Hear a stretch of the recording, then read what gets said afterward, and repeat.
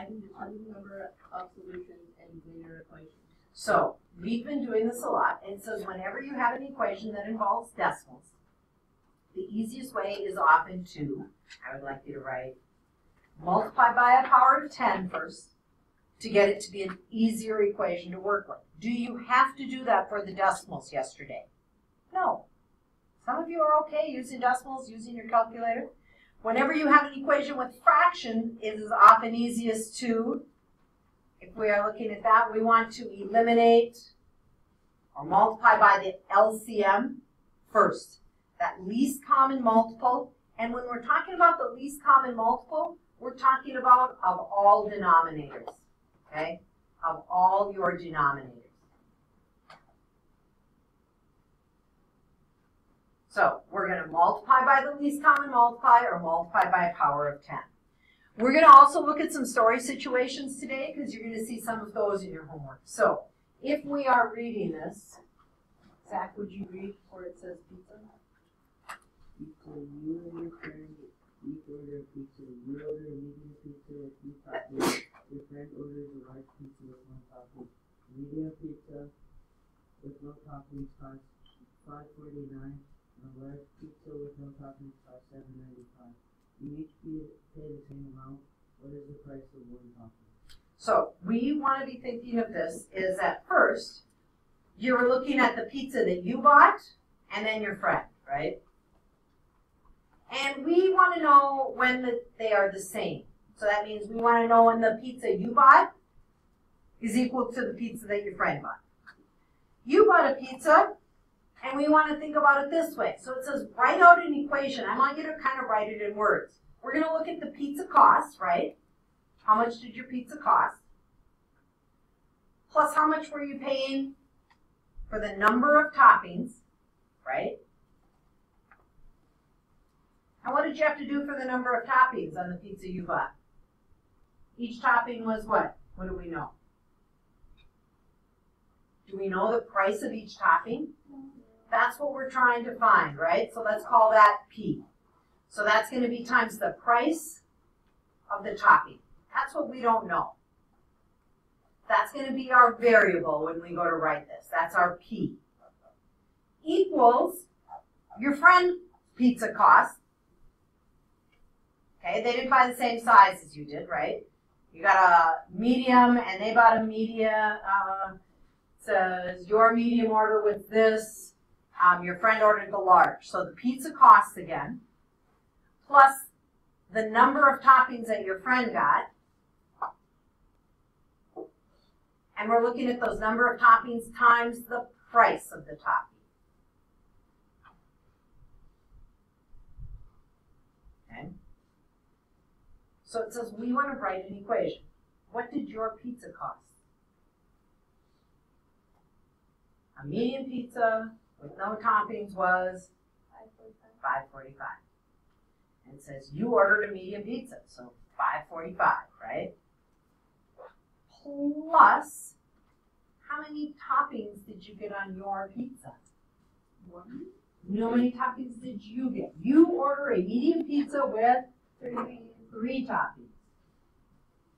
So plus 3P. 3 times the price. Equals your friend bought a large pizza, right? The cost of your friend's pizza was $7.95. How many toppings on the large did they go with? Just 1 times P, the price of our topping. So, we want to get all the variables on one side. What am I going to do? Get all the variables on one side.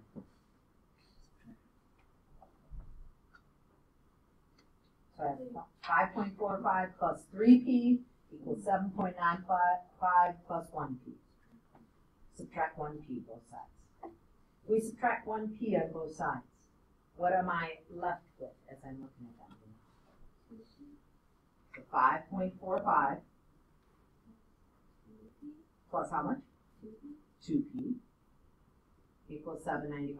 I'm going to continue solving it, right? Andy, what do I want to do to get 2P all by itself?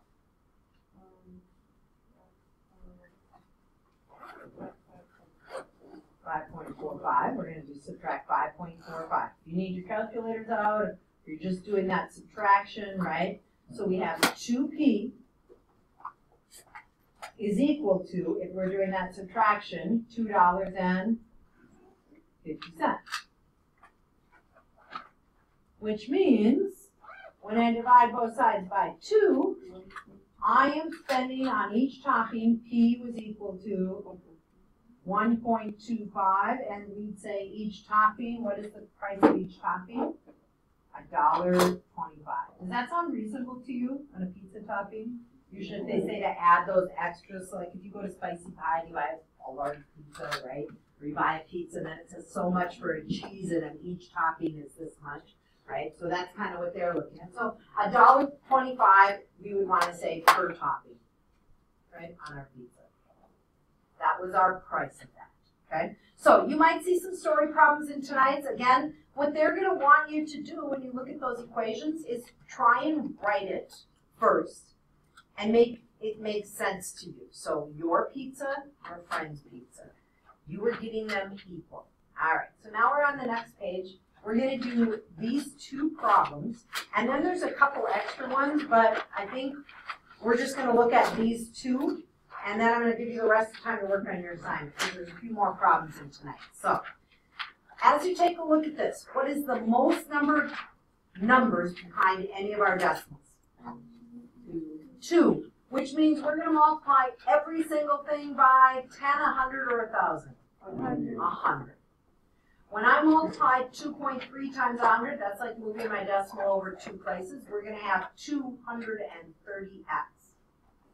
plus 390 minus 662x equals 12. The reason I'm putting this line underneath here is I need to add some like terms. If I'm adding some like terms, Elena, what am I going to do? Because this is where people on the quiz that I'm going to hand back made some kind of crucial mistakes.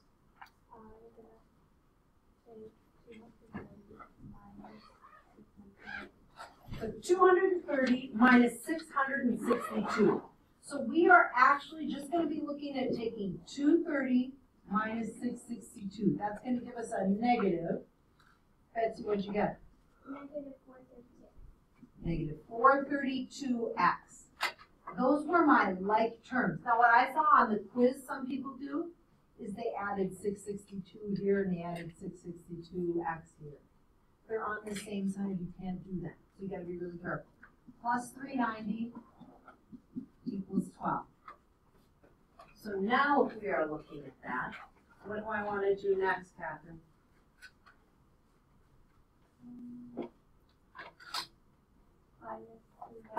Subtract 390. Rather, when we subtract 390, what'd you end up with? A negative 378. And this is another place where I'd say some of you, sometimes I'll get someone put down negative 402. Because they're just, be careful. You can use your calculator and check that. Should be negative 378. So what do we need to now divide both sides by, Alan? Yeah, and negative divided by negative. Some of you left your answers as negative divided by negative on the quiz. But negative divided by negative is positive. And this is kind of ugly, right? And put it in your calculator, and we're not going to leave this as a fraction, but it should be positive. And 0.875. And you're done. And you're going to get some decimals. And if you wanted to check it, you could plug that back into the original. Yes, ma'am. Factors of 3 are 3 and 1. Factors of 6 are 2 and 3. Factors of 8 are 4 and 2. So if I'm thinking of 3 is equal to 3 times 1, 6 is equal to 3 times 2, and 8 is equal to 2 times 4. Now, could I have written out 8 as 2 times 2 times 2, prime factor? Yes. I'm going to go to my largest number, so I know my least common multiple has to have an 8. That takes care of 3 2's. I don't need to have this 2, but I do need to have a 3 in there. And 8 times 3 is 24. And what I should have been multiplying by is 24 and not 48. What if you multiply by 48? It's not going to be wrong. It just, then you have to simplify later. So, let's go with 24. We're going to go with 24 over 1 times. Where should I put that negative? Should I put it with the 2 or with the 3? Move it up. Same with your variable, move them up. So this is going to be negative 2 over 3 equals. And if you're going to tell me what else to write as I look at this, Juliana, what would I write down for that next one? 24 over 1. Yep. Times 1 over 6. Where are you putting the x? 1x over 6. 1x over 6, okay? And Dylan, if I keep going, plus 24 over 1 times 5 over 8. okay? So now we're going to be starting to simplify. Are you ready, Kaylee? Okay. How are you simplifying? Okay. So 3 goes into 3 how many times? When we simplify this, the 24 and the 3. How many times does 3 go into 3? Once, okay? And how many times into 24? 8. So we are going to write down, this is really 8 times negative 2, which gives us how much?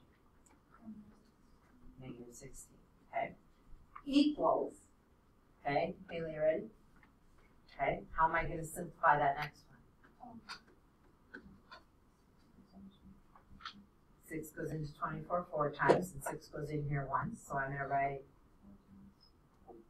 4 times 1x, which gives us 4x. Okay, you ready? Okay.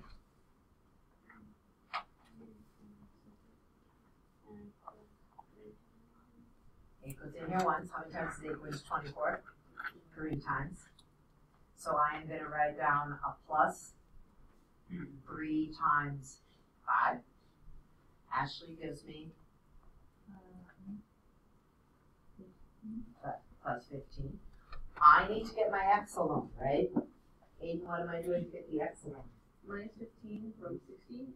Minus. Or negative 16. Right. And then you get negative 31. Okay. And then equals 4x. Then you go and divide by 4. Okay, slow down. So as we're doing this, we're dividing by 4. Since we started with fractions in this problem, can we leave our answer as just negative 31 over 4? Yes. Could we change it to a mixed number, those of you that like mixed numbers? How many times does 4 go into 31? It's going to be a negative. 7 times 4 is 28. And how many do you have left over? 3/4. I would prefer these two answers rather than putting the negative 7.75. Okay, you will get that answer as a decimal, but since you started with a fraction, keep it as a fraction. Yes. Well, you get point. You're going to do 1 to 8 all. As you do the decimal questions, I don't care if you want to multiply by 10, 100, or 1,000. If you don't want to, and you just want to solve question 1 by subtracting 4.3m from both sides, and leave them as decimals, you can do that. If you want to multiply everything by 100, you can do that. You definitely want to multiply the fractions. In number 4, 3w is over 1, right? In number 6, 9 is over what? 1. Here you have the 3 fractions. Here they're asking you to describe the error and then solve it correctly. So if you're going to tell me this is what they did wrong, then you're going to fix it. Okay?